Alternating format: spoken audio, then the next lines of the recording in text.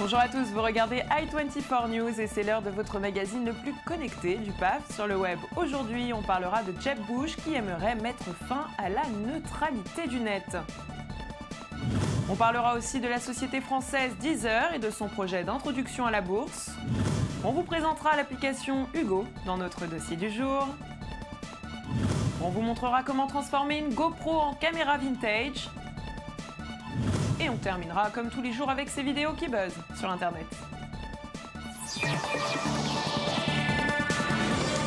S'il est élu président des États-Unis, Jeb Bush mettra fin à la neutralité du net. C'est ce qu'il a déclaré mardi lors de la présentation de son programme intitulé Regulatory Reform ou Réforme de la réglementation en français.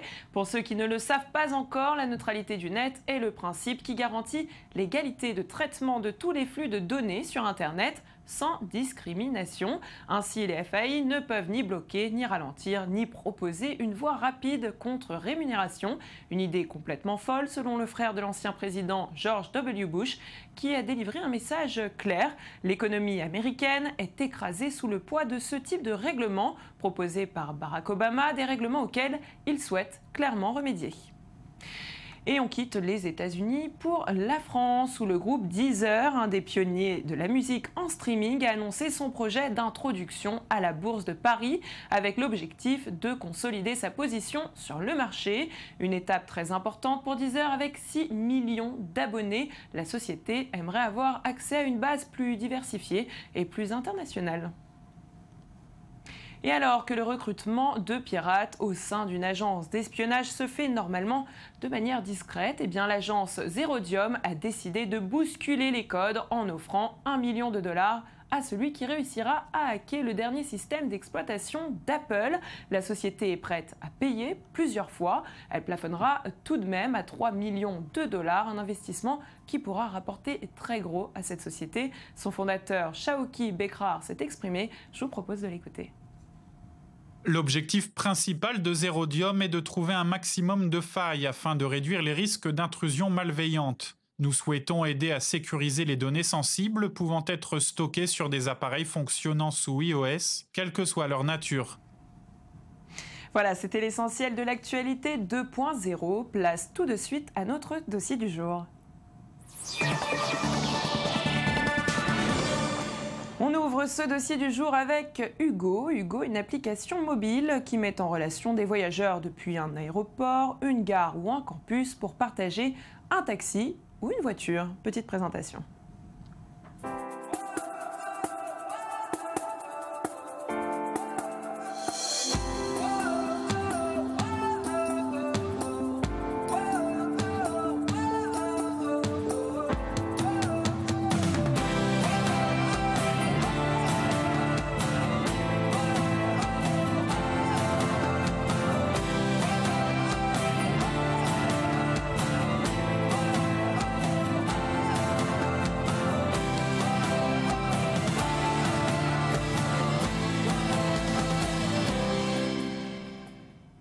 Alors avec nous pour en parler, j'ai le plaisir d'accueillir sur ce plateau non pas Hugo mais Laurent Danino. Vous êtes le fondateur d'Hugo. Bonjour. Bonjour. Alors comment vous est venue l'idée de créer cette application ? Alors l'idée elle est venue d'une situation que tout le monde a dû rencontrer, à savoir lorsque vous arrivez à l'aéroport, vous avez dépensé 60 € sur un vol low cost pour aller à Madrid ou Barcelone et par contre votre taxi pour rentrer chez vous va coûter 70 € ou 80. Et donc en voyant la file d'attente de taxi, j'ai vu 50 personnes à peu près qui attendaient. Je me suis dit il y a forcément des voisins qui sont dans cette ligne. Il faudrait que je sache qui ça peut être et que je puisse les approcher.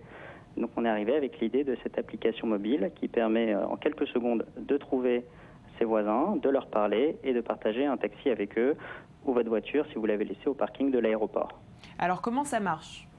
Alors c'est très simple, c'est un peu basé sur le modèle Tinder. C'est-à-dire que vous allez partager un taxi avec quelqu'un qui habite à côté de chez vous, donc autant que ce soit quelqu'un avec qui vous avez des affinités. Vous arrivez à l'aéroport, vous dites je pars, je me dirige, mettons rue Jacob vers Saint-Germain, là à Paris. L'application repère toutes les personnes qui ont atterri juste avant vous et qui sont sur le point de faire un trajet similaire et de se diriger vers la rue Jacob. Vous voyez les résultats, vous indiquez que vous souhaitez rentrer avec eux, ils reçoivent une alerte immédiatement. Si vous like à leur tour, c'est un match, un peu comme sur Tinder. Donc, vous pouvez vous parler et là, en quelques clics, quelques secondes, vous vous retrouvez dans le taxi et vous divisez le coût par 2. Et qu'est-ce qu'affiche le profil ? En fonction de quoi on peut liker ces personnes-là ? Alors, bien évidemment, la photo. Vous avez le nombre d'amis en commun sur Facebook, ce qui est un gage de sécurité et c'est pas négligeable pour beaucoup de femmes.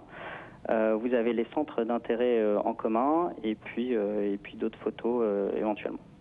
Hugo est disponible dans le monde entier ? Alors ça marche partout et ça c'est très, très important, que vous soyez en Espagne, en Argentine, en Chine, l'application marche ou en Israël, l'application marche partout. D'ailleurs on a eu des trajets un petit peu exotiques en Australie, en Islande, au Danemark. Voilà, l'application existe en français et en anglais. Et quels sont les retours que vous avez reçus par rapport à cette application ? Écoutez, les retours sont vraiment très bons. On a fait une enquête de satisfaction. Il y a à peu près 80% des personnes qui trouvent le concept, on va dire, en tout cas pertinent. On a déjà à peu près 2000 utilisateurs sur l'application alors que le lancement a été fait au milieu de l'été et à peu près 1500 recherches de trajets qui ont été faites. Et est-ce que vous pensez à faire évoluer cette application ? Alors bien sûr, on pense déjà à la V2, on a déjà des idées, mais comme vous pouvez imaginer, on ne peut pas trop en parler. Et puis l'enjeu sera aussi le développement Android qui arrivera dans un deuxième temps. Eh bien merci en tout cas pour toutes ces informations, je vous souhaite bon courage, en tout cas c'est une très belle idée. Puis nous, on continue avec notre rubrique high-tech.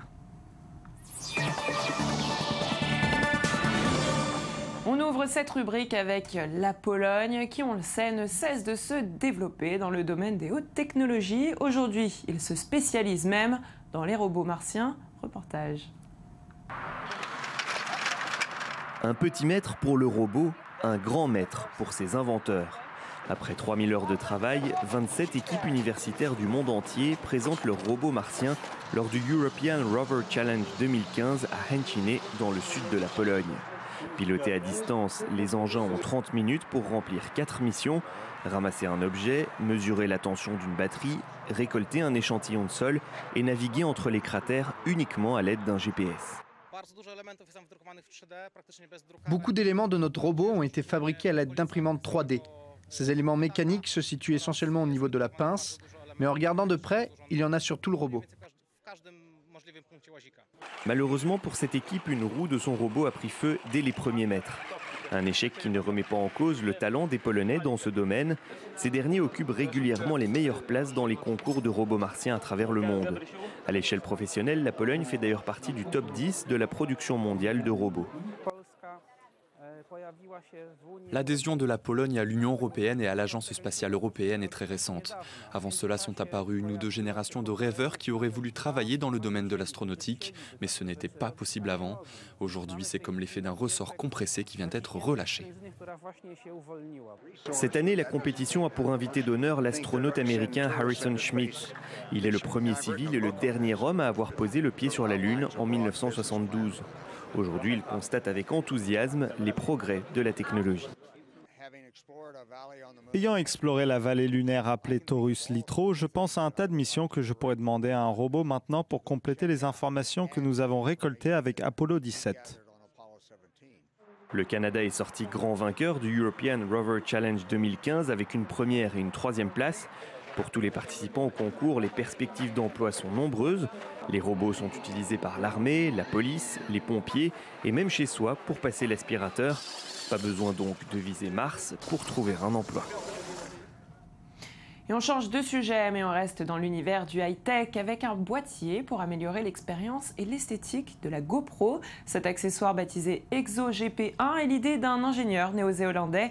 Conçu en aluminium, il reprend le design d'un appareil photo rétro et en plus d'un look vintage, il protège la caméra et propose même des filtres colorés.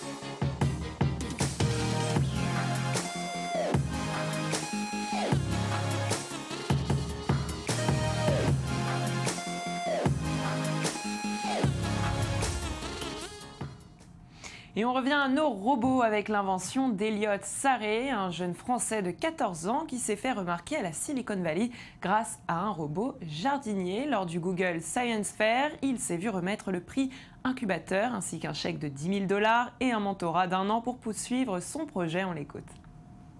Les personnes actives sont toujours pressées. Ça reste ça.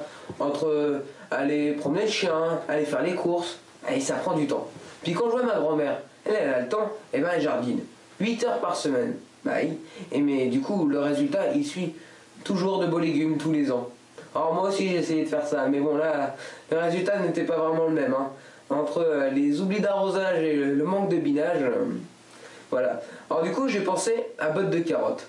Un potager contrôlé via votre smartphone. L'application se présente comme ceci. Vous pouvez visionner votre potager en 3 dimensions. Sélectionner par exemple le bac à arroser. L'application vous propose quelle action vous voulez faire. Vous sélectionnez l'action et hop, le robot le fait dans votre jardin. Donc vous l'aurez compris, ce robot sera dirigé à l'aide d'une application via votre smartphone. Après ces explications, eh bien, je vous propose bien évidemment de découvrir une petite démonstration.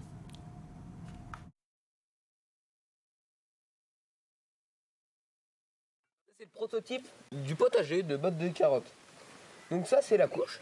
Donc les gens ils placent leur petit pot avec une petite graine dedans. Voilà. Et ne les arrosent pas puisque ce sera le robot qui le fera pour ainsi contrôler la germination. Le robot le voici. Grâce à son porte-outil, le robot peut saisir toutes sortes d'objets tels qu'une tarière pour percer les trous, pour ensuite repiquer les pots. Il peut aussi poser dans son râtelier. Il possède aussi une herse pour biner et un arrosoir. Donc, il s'agit d'une petite arrivée d'eau. Le robot se déplace donc sur les chemins, entre les bacs, et va effectuer les différentes actions que l'utilisateur lui demande. Tout le robot a été réalisé avec une fraiseuse Sensei, ainsi qu'une imprimante 3D dans l'atelier de mon père. Et puisqu'on parle de robots, en voici un qui risque de vous surprendre. Intelligent et infaillible, personne ne pourra le vaincre. Non, personne ne pourra le vaincre au jeu de pierre, feuille, ciseaux. Développé par l'université de Tokyo, il fait partie de la 3e génération d'automates pensés par les chercheurs du laboratoire Ishikawa Watanabe. Démonstration.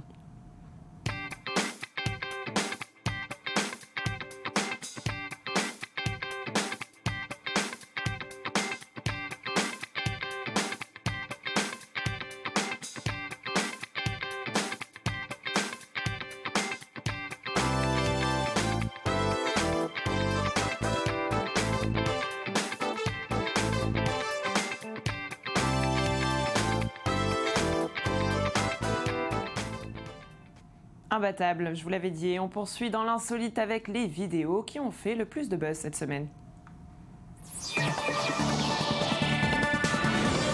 Après un super medley des tubes de Beyoncé, Kodrick Hall, le roi du mashup, revient sur la toile avec Taylor Swift. Préparez-vous à danser sa groove sur le web. Nice to meet you, where you been? I could show you incredible things. Magic, madness, heaven sent. Saw you there and I thought, oh my God, look at that face. Look like my next mistake. Life's a game, wanna play. We were both young when I first saw you. I closed my eyes and the flashback starts. I'm standing there. And that's how it works. On a balcony in summer air.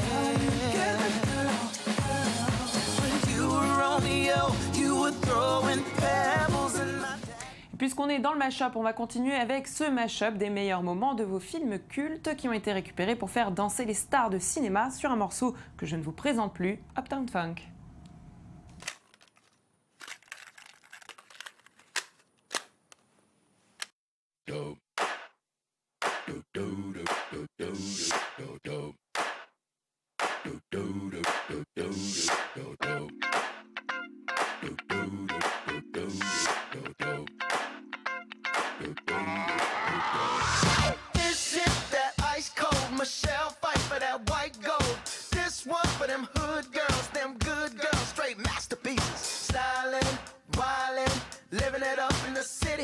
Got Chuck's on with Saint Laurent. Gotta kiss myself, I'm so pretty.